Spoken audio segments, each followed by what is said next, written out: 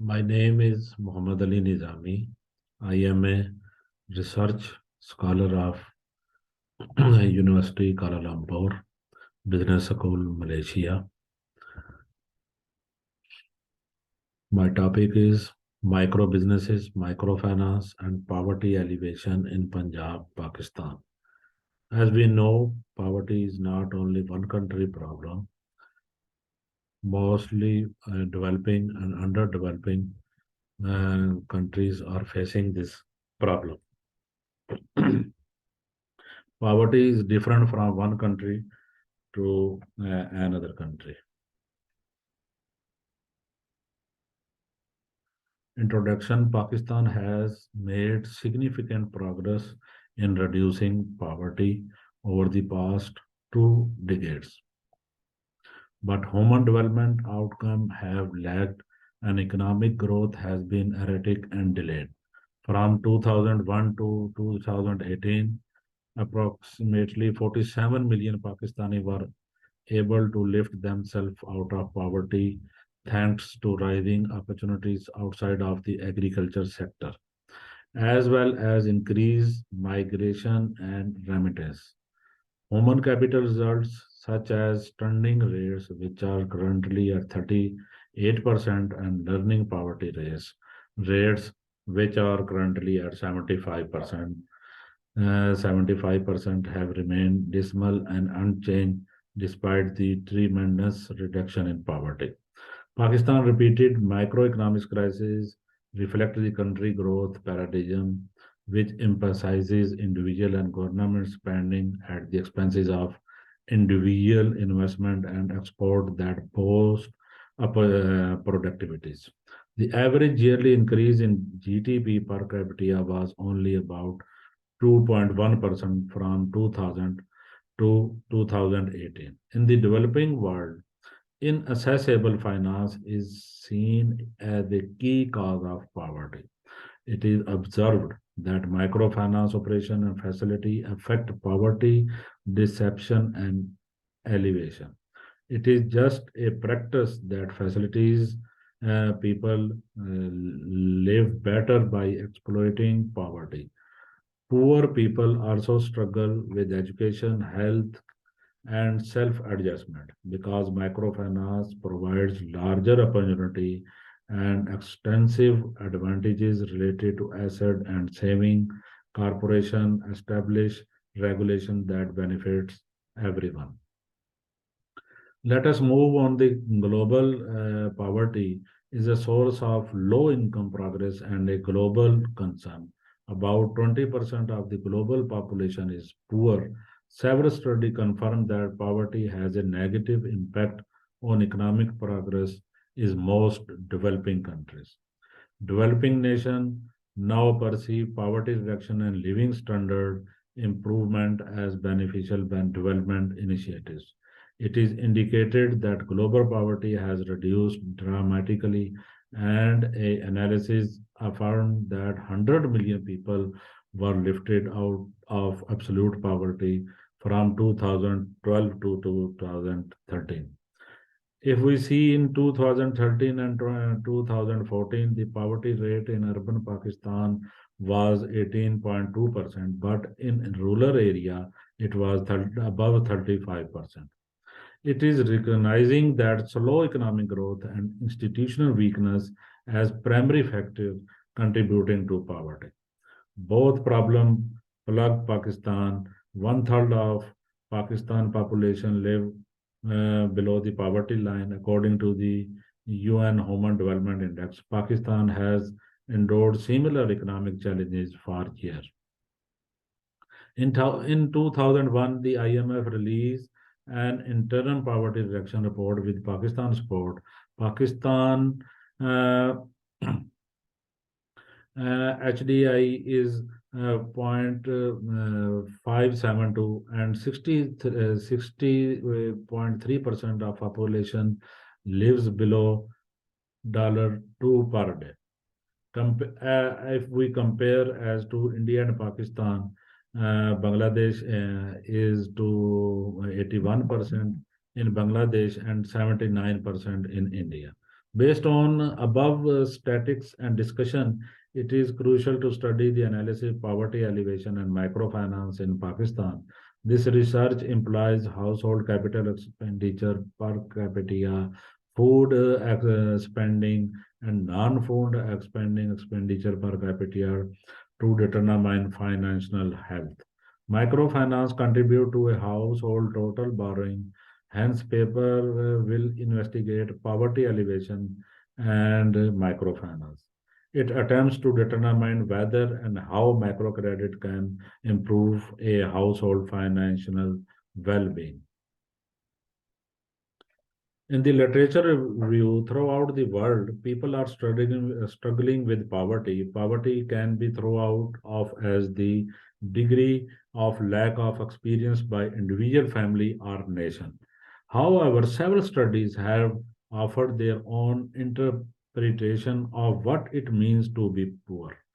Poverty, defined as chignai in the condition of being unable to provide for one basic needs and those of one family in conformity with the standard of one community.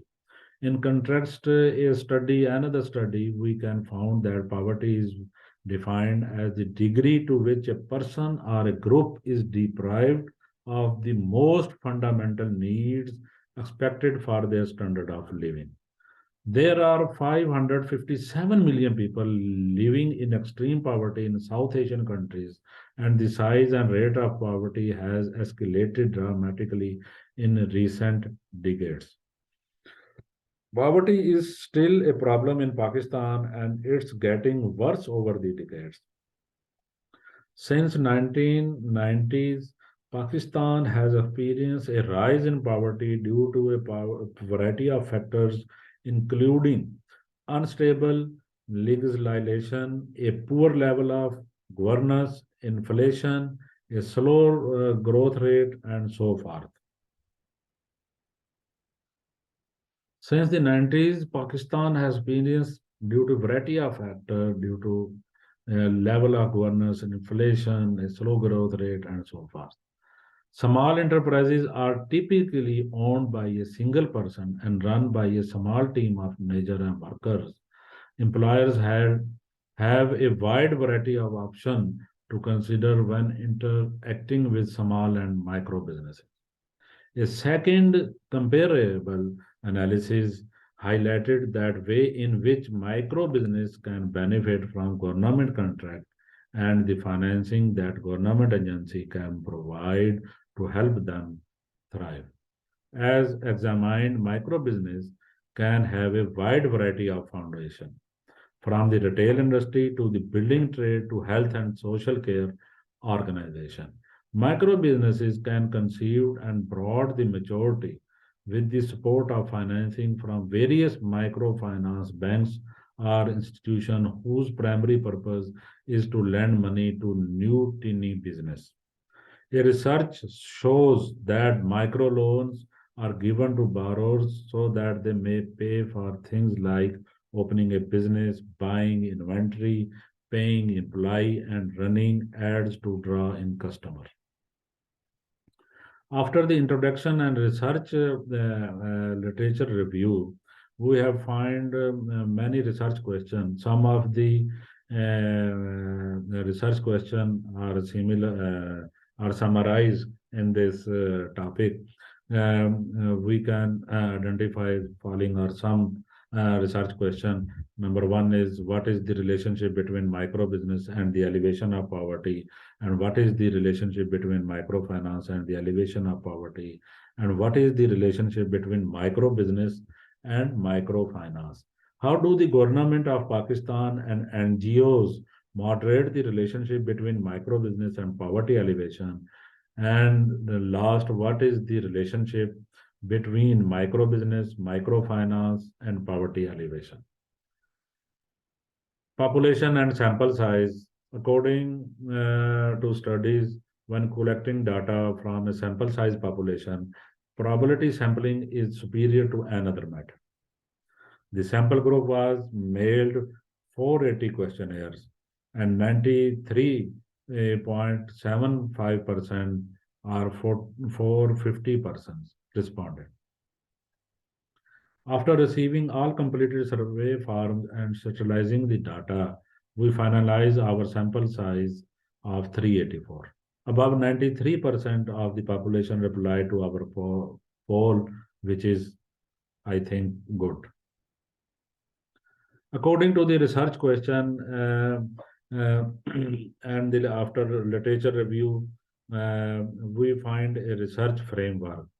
In this research framework, a clear picture we can see that what is the relationship of micro business on microfinance, and what is the relationship micro business on moderate variable of government and NGOs, and what is the relationship of micro business on poverty alleviation, and what is the relationship of micro business, microfinance, government, NGOs, and poverty alleviation. We can easily understand according to this model. H1 is shown in this model what is the relationship between micro business and poverty alleviation, and what is in the H2 hypothesis. H2 is clearly he mentioned what is the relationship between microfinance and poverty alleviation, and number 3 is what is the relationship micro business and microfinance. And number 4 is what is the moderate relationship between the micro business and poverty alleviation. And number 5 is the same. And number 6 is the indicates what is the micro business relationship with microfinance, and microfinance is the relationship with poverty alleviation. It indicates the indirect effect. In this our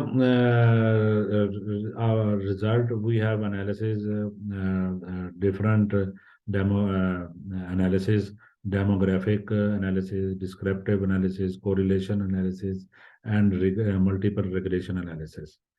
In demographic analysis, various demographic factors such as gender, marital status, area, source of income, age, educational qualification, knowledge of microfinance, and working status are analyzed in these studies. And the second descriptive analysis, dependent variable in poverty alleviation, and 9 demographic components are considered in the table above with SPS version 225 and 384 observation. Before performing regression analysis, we must first understand the message that sample data is trying to express. This requires examining descriptive statistics. A table above shows the mean and standard deviation of certain variables. After the demographic and descriptive analysis, we analyze the correlation. Our all variables significantly and positively correlated. Only microfinance not significantly correlated with micro family business, training, growth rate of borrowers, and leadership quality. More microfinance not significantly correlated with family business, training, growth rate of borrowers, and correlated with microfinance and government. Poverty alleviation not significantly correlated with microfinance, leadership quality, and NGOs. Lastly, entrepreneurial quality not significantly correlated with leadership quality only. Multiple regression analysis, positive and significant impact of entrepreneurial quality on poverty alleviation, while family business, leadership quality, growth rate, borrowers, training, innovation, and micro business expose insignificant impact on poverty alleviation. In this article, we have drawn 3 hypotheses. Micro business have a significant relationship with poverty alleviation. In this hypothesis, micro business is an independent variable and poverty alleviation is a dependent variable. The estimation result, micro business account for 8.7% of total variation in poverty alleviation, and there is no autocorrelation problem and absence of multicollinearity exists. Model fitness confirmed by the a NOVA test outcome less than 5% level of significance. According to overall model, there is a positive and significant relationship exists between both variable and increasing the number of micro businesses by 1 unit result in a 0.391 unit rise in poverty elevation. In the second, microfinance has a significant relationship with poverty elevation. The poverty elevation is a dependent while microfinance is independent variable. Microfinance account for 70 above 70% of total variation in poverty elevation.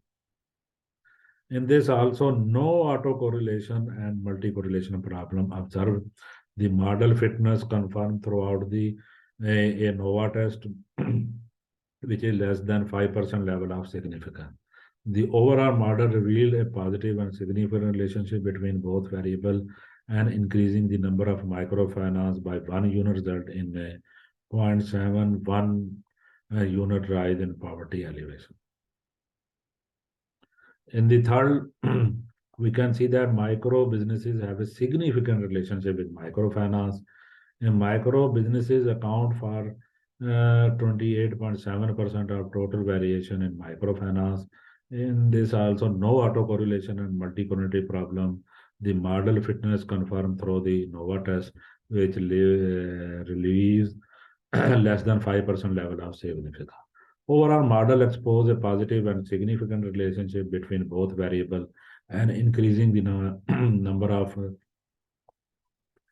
number of micro business by 1 unit result in a 3.37 unit rise in microfinance. Lastly, after the introduction, after the literature review, after the research question, after the research model, we have concluded the following conclusion: the impact of micro business on poverty elevation. This study considered the moderating and mediating role played by non-governmental organization and microfinance participants in the study. Numbering around 384 were chosen to represent representative of the population of Multan, Bahawalpur, and Hizam in the Pakistan state of Punjab. Based on our primary data analysis with the SPSS, we conclude that micro businesses have a positive and significant influence on reducing the poverty. Microfinance also has a positive and significant influence on reducing the poverty, and micro businesses have a positive and significant influence on microfinance. And at first, micro business have a positive and significant effect on reducing poverty, and the significance of this link becomes apparent when we cooperate with the government in a moderating capacity. At the outset of the study, micro business were found to have a positive and substantial effect on reducing poverty. However, when the NGOs moderating rule were considered, a negative and significant effect was found. Micro businesses expansion have been linked to a statistically significant reduction in poverty level. We can say that many research, there is no single magic bullet or strategy that can deliver a solution to this problem. Many researchers made has a useful contribution in the existing literature of micro business, poverty alleviation, and microfinance. There was also a lack of work on this research topic in the context of Punjab. However, the focus of this study is on filling the identified gap in the research. Thanks for your time and appreciation.